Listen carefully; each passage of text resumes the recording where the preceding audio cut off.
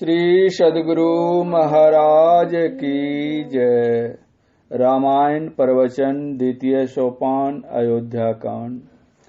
जौ गुरु बसे बनारसी, शिष्य समुंदर तीर, एक पलक बिछुरे नहीं, जौ गुण होय शरीर।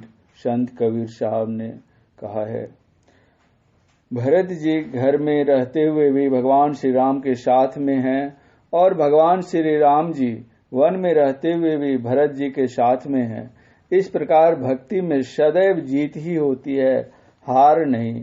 गोस्वामी तुलसीदास जी महाराज लिखते हैं कि यदि भरत जी का जन्म न होता तो राम प्रेम रूपी कठिन व्रतों का आचरण कौन करता, और मेरे तुलसीदास जी जैसे शठों का हठ पूर्वक कौन श्री राम जी के सम्मुख करता।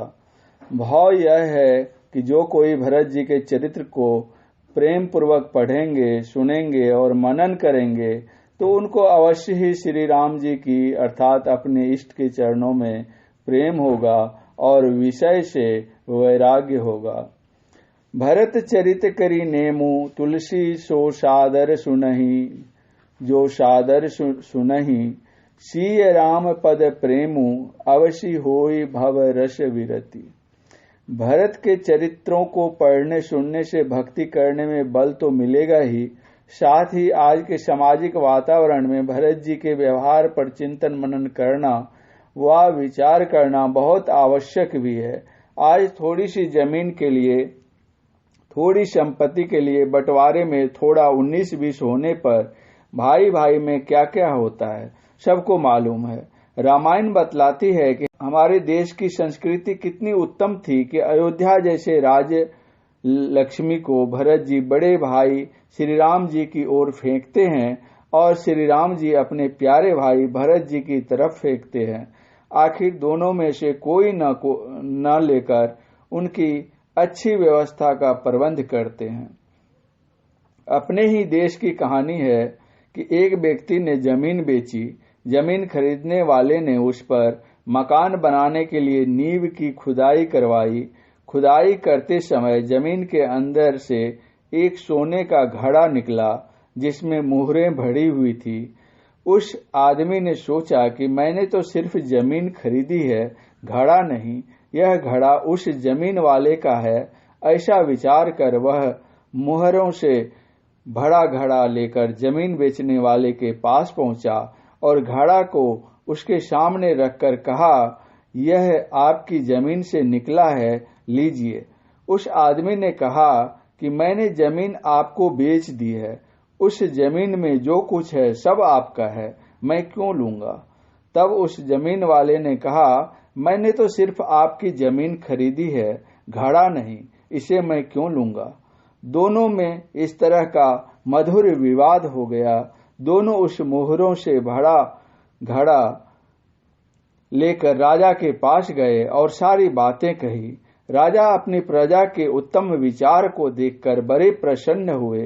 राजा को मालूम हुआ कि एक के घर में लड़का विवाह के योग्य है और दूसरे के घर में लड़की विवाह के योग्य है।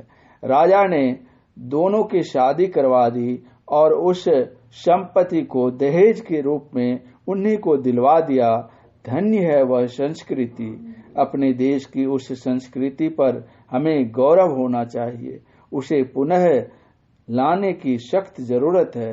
संतों के, ऋषि मुनियों के और सत्य शास्त्रों के ज्ञान प्रचार के द्वारा ही यह संभव हो सकता है। हमारे गुरु महाराज ने कहा है कि ईश्वर भक्ति के द्वारा ही स्वराज में सुराज आ सकता है। श्री सद्गुरु महाराज की जय। भजन संत पथिक जी महाराज का। यदि आज गुरु जनों का अवतार न होता, शत धर्म धरा धाम का विस्तार न होता। अपने को तपा तप में यदि वे न तपाते, जीवों का किसी भांति भी उपकार न होता। सत्य ज्ञान का प्रकाश भी मिलता कहीं नहीं। गुरुदेव का खुला जो दया द्वार न होता, कितने अधम पतित हम सब के लिए यहाँ। यदि वे न उतरते तो उद्धार न होता। निर्द्वंद पथिक हो रहे गुरुदेव शरण में, उनकी कृपा बिना कोई पार न होता। उनकी कृपा बिना कोई पार न होता।